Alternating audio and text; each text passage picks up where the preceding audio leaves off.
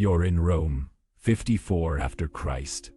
A 16-year-old boy has just become the most powerful man on earth. His name is Nero Claudius Caesar Augustus Germanicus, Emperor of Rome, master of millions, commander of the greatest military machine in human history. And he's completely controlled by his mother, Agrippina the Younger, 43 years old, sister of Emperor Caligula, great-granddaughter of Augustus. A woman who spent her entire life clawing toward power. She poisoned the previous emperor, her own husband, to put her son on the throne. Now, she sits beside him in the Senate. She appears on coins with equal prominence. She receives foreign ambassadors. She essentially rules Rome through her teenage son. But here's what the historians Tacitus and Suetonius both record, in separate accounts that corroborate each other. Within months of becoming emperor, something shifted in Nero's relationship with his mother. Something dark. Something that would end in one of the most notorious murders in Roman history. Picture this: the Imperial palace. You're a slave who attends to the emperor's chambers. You see things. You hear things. You keep your mouth shut because speaking costs you your life. But you notice, Nero has started inviting his mother to private dinners, just the two of them. That's not unusual. A devoted son dining with his mother. Except these dinners last for hours. And when Agrippina emerges, her clothing is disheveled, her hair is loose, her face is flushed. Nero's advisors start to worry. His tutors, the philosopher Seneca and the prefect Burrus, realize something is wrong. According to Tacitus, the problem isn't just that Nero is too influenced by his mother. The problem is that their relationship has become physical. If you believe that the documented records of history's most twisted power dynamics must be remembered, consider subscribing. Your support helps us unearth the accounts from the darkest corners of Imperial Rome. Here's what you need to understand. Ancient historians debated whether Nero actually consummated an incestuous relationship with Agrippina, but they all agreed on one thing. He wanted to, and Agrippina encouraged it, used it, weaponized her son's obsession with her to maintain her grip on power. Suetonius records that Agrippina would arrive to meet Nero in the middle of the day, while he was drunk and unguarded. She would present herself, according to the historian, dressed to seduce. Tacitus writes that Nero's advisors noticed the emperor becoming increasingly infatuated with his mother. Not with filial love, with sexual obsession. They were terrified. If Agrippina completely controlled Nero through sexual manipulation, her power would be absolute, and she was already dangerous. So they did something desperate. They introduced Nero to a woman who looked like Agrippina. Her name was Acte, a freedwoman, a former slave, but she was young, beautiful, and bore a striking resemblance to the emperor's mother. Think about that strategy.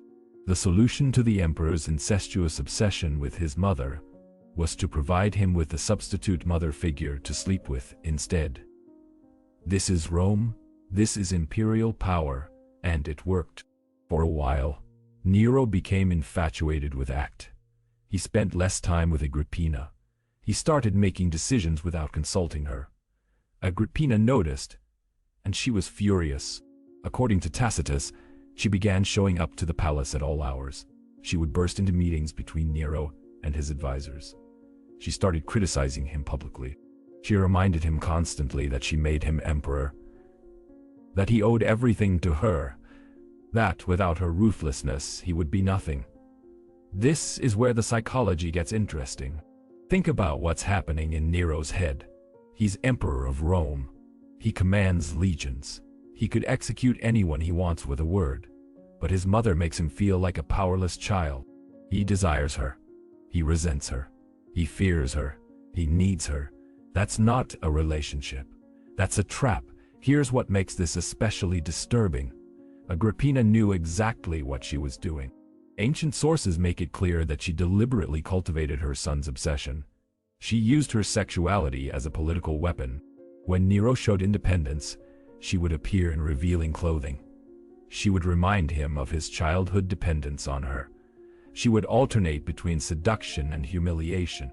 This wasn't motherly love. This was psychological warfare. And Nero was losing. By 59 after Christ, 5 years into his reign, Nero was 21 years old. He had married a woman named Octavia, a political arrangement. He was having affairs with multiple women and men, but he still couldn't escape his mother's shadow. Every decision he made, she questioned. Every advisor he trusted, she undermined. Every moment of independence he claimed, she crushed. According to Tacitus and Suetonius, Nero reached a breaking point. He decided his mother had to die. But here's where it gets truly insane. He didn't just want her dead. He wanted it to look like an accident. Why? Because even as he planned her murder, he was terrified of what people would think. He wanted the power to kill her, but not the guilt.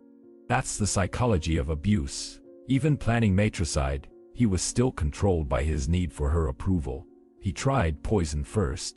Agrippina had survived multiple assassination attempts during her rise to power. She took antidotes regularly. The poison didn't work. He tried staging a ceiling collapse in her bedchamber. She survived.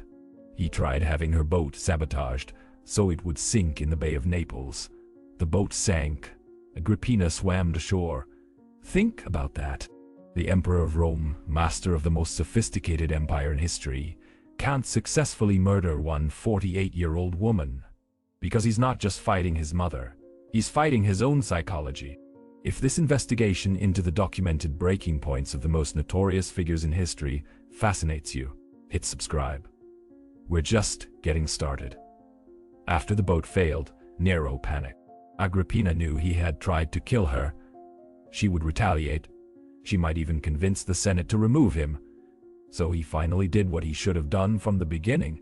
He sent soldiers. On March 23, 59 after Christ, Imperial guards arrived at Agrippina's villa outside Naples. She knew immediately why they were there. According to Tacitus, she didn't try to run. She didn't beg. She sat on her bed and waited. When the guards entered, led by a tribune named Anicetus, she made one statement. According to the historical record, she pointed to her womb, and she said, strike here, the place where Nero grew, the source of her power over him, the weapon she used to control an empire. She was telling them to destroy the symbol of their relationship, to obliterate the physical connection that defined them both. The guards beat her to death, multiple blows. She died from head trauma and stab wounds. She was 48 years old. She had spent her entire adult life pursuing power, and her own son murdered her for it. Here's what happened next. Nero returned to Rome. He announced that his mother had been plotting to assassinate him, and he had discovered the conspiracy just in time. No one believed him. Everyone knew the truth, but no one challenged him, because he was emperor, and emperors don't face consequences. Instead, the Senate sent congratulations. They declared a public thanksgiving. They voted to build temples celebrating Nero's survival of his mother's treachery. You're sitting in the Senate as these votes are taken. You know you're voting to celebrate a man for murdering his mother. You vote yes anyway. Because what choice do you have? This is how tyranny works. Not through one monster, but through thousands of people who chose survival over truth. For a few months after the murder, Nero seemed relieved, liberated. He threw lavish parties. He performed publicly as a singer and chariot racer, scandalous behavior for an emperor. But he didn't care. His mother was gone. He was free. But according to Suetonius and Tacitus, something started happening. Nero began seeing his mother's ghost. Or he claimed to. Or he genuinely hallucinated. He would wake screaming in the night. He hired magicians to perform rituals to appease her spirit. He avoided the Bay of Naples. He never returned to the place where she died. During storms, he would shout that he could hear his mother's voice in the thunder. Think about what this tells us. Murdering her didn't free him. It just transformed his prison.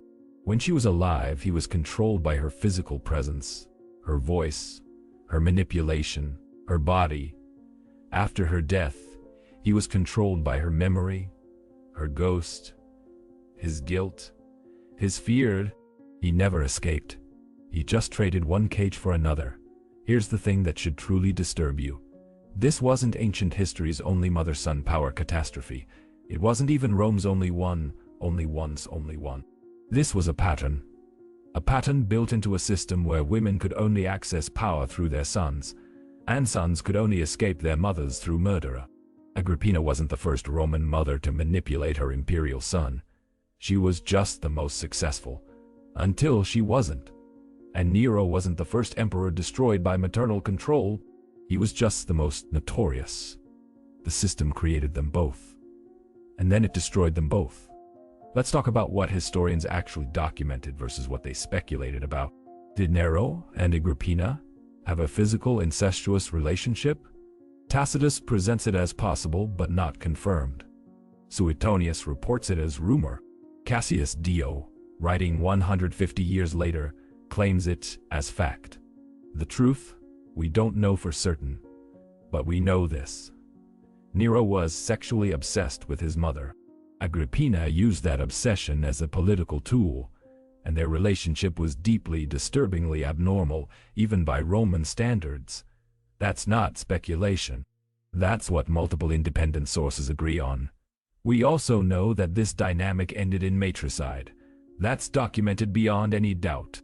And we know that Nero spent the rest of his life haunted by what he'd done.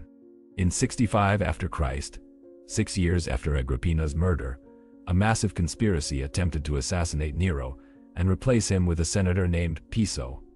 The conspiracy failed. Dozens of aristocrats were executed, including Nero's old tutor Seneca. In 68 after Christ, the military revolted. The Senate declared Nero a public enemy. He fled Rome. On June 9, 68 after Christ, with soldiers closing in, Nero committed suicide. He was 30 years old. He had been emperor for 14 years. His final words, according to Suetonius, were, "What an artist dies in me. Not regret for his crimes, not thoughts of his victims. Vanity, self-pity, narcissism to the end." But according to another account, in his final hours, he kept asking if anyone had seen his mother. After 9 years, he was still looking for her, still controlled by her, still trapped. Here's what haunts me about this story. We have extensive documentation. 3 major ancient historians, Tacitus, Suetonius, Cassius Dio, all recorded this relationship in detail. They were scandalized, horrified. They wrote about it because they wanted future generations to understand how completely power can corrupt family bonds. And yet, when this story is taught today, it's often sanitized. Nero had a difficult relationship with his mother. Nero eventually had Agrippina executed for political reasons. That's not the story. That's a cover-up. The real story is about a woman who weaponized maternal love to control an empire, and a man who couldn't escape his mother until he killed her, and then couldn't escape her ghost. That's the horror. The inescapability. The way trauma and power twist people into monsters. Agrippina isn't a sympathetic figure. She murdered her husband. She manipulated her son. She used her sexuality as a political weapon, but she was also trapped. Trapped in a system where women couldn't rule directly, where power flowed through men, where the only path to authority was through manipulation and murder. She played the game as brutally as any man, and she lost anyway. Nero isn't sympathetic either. He murdered his mother. He later murdered his wife Octavia. He possibly started the Great Fire of Rome and definitely blamed Christians for it, leading to the first imperial persecution. He was a monster, no question. But he was also a victim. A child raised by a woman who saw him as a tool. A teenager thrust onto the throne before his brain finished developing. A young man who never had a chance to form normal attachments. The system destroyed them both. Agrippina's ambition destroyed her. Nero's weakness destroyed him. And in between, their sick relationship destroyed dozens of others. Advisors executed for trying to separate them. Rivals eliminated for threatening Agrippina's influence. Innocents caught in the crossfire of their psychological war. That's the real body count, not just Agrippina. Everyone whose life was twisted by their dysfunction. Think about the guards who killed Agrippina. They were just soldiers following orders. But they had to live with the knowledge that they beat a woman to death while she pointed to her womb and said, "Strike here." You don't recover from that. You don't forget that. Think about the Senate that congratulated Nero for surviving his mother's plot. Every senator who voted for that resolution knew they were celebrating matricide. They had to look at themselves in the mirror afterward. They had to live with their cowardice. Think about the slaves who witnessed Nero's private dinners with Agrippina, who cleaned up afterward, who heard things they could never unhear. They carried those secrets to their graves, powerless, traumatized, complicit through proximity. This is what imperial power does. It doesn't just corrupt the people who hold it. It corrupts everyone around them. Here's the question that should keep you awake at night. Could this happen today? Not exactly like this. Modern societies have different power structures, different family dynamics, different constraints on rulers. But the fundamental pattern, a mother who can't let go of control, a son who can't escape her influence, a relationship that curdles into toxicity and violence, that pattern is timeless. We see it in political dynasties where parents sacrifice their children's well-being for ambition. We see it in families where love becomes weaponized, where care becomes control, where the people who should protect us become our jailers. We see it in systems that tell women the only path to power is through manipulation, and tell men that strength means destroying anyone who controls them. The names change. The empires fall and rise. But the psychology remains. Agrippina and Nero weren't aberrations. They were examples. Extreme examples. But examples nonetheless of what happens when power and family mix without boundaries. If this exposed something you've never heard before about how Imperial Rome really functioned, hit that subscribe button and turn on notifications, because we're going to keep digging into the documented horrors they don't teach in schools. Drop a comment with your thoughts on whether this dynamic still exists in modern power structures, and I'll see you in the next investigation. When Nero committed suicide in 68 after Christ, Agrippina had been dead for 9 years. 9 years of haunting him. 9 years of controlling him from beyond death more effectively than she controlled him in life. That's the ultimate irony. She won. Even in death, even murdered by her own son, she won. Because he never escaped her, not really. The last words attributed to Nero in some accounts aren't about his artistic legacy. They're simpler. Mother, mother. A 30-year-old emperor calling for his mother as he died. Some sources say he was hallucinating. Some say he was expressing regret. Some say he was asking forgiveness. But the first think it's simpler than that. He was still controlled, still trapped, still that 16-year-old boy who needed his mother's approval to believe he deserved the throne. Agrippina spent her life pursuing power through her son, and she got it, even after death, even after he murdered her. He remained hers, forever. That's not a mother's love. That's not filial devotion. That's what happens when love becomes power, and power becomes violence, and violence becomes inescapable. The Roman Empire survived Nero. It lasted another 400 years. New emperors came. New dynasties rose and fell. But this story remained.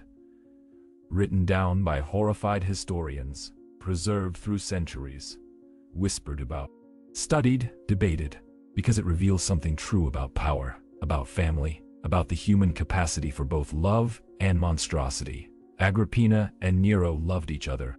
In their own twisted way, they loved each other, and that love destroyed them both, and everyone around them. That's the lesson. Love without boundaries isn't love. Control disguised as care isn't care. And power without accountability turns everyone it touches into monsters. Nero made his mother his obsession. Agrippina made her son her weapon. And when those two forces collided, the only possible outcome was horror. "Strike here," she said, pointing to her womb. The the place where it all began, the source of both their power and their destruction. The guards obeyed. They struck. They killed her. But they couldn't kill what she represented. They couldn't kill the psychological prison she'd built around her son. That prison outlasted her. It outlasted Nero. It outlasts them still. Every time we tell this story, we're walking through that prison, seeing the bars, understanding how they were forged, and maybe, just maybe, learning how not to build the same prison for ourselves. That's why history matters, not to judge ancient Romans by modern standards, but to recognize the patterns, to see the same traps being built in our own time, to understand that power and family don't mix without consequences, that love can be weaponized, that control can masquerade as care, and that sometimes the people who should protect us are the ones we most need protection from. Agrippina the Younger, Nero Claudius Caesar, mother and son, manipulator and victim and murderer, both trapped, both destroyed, both remembered, not as heroes, not as villains, but as villains. The warnings. The Roman Empire taught that lesson in blood, in matricide, in imperial madness. The question is, are we listening?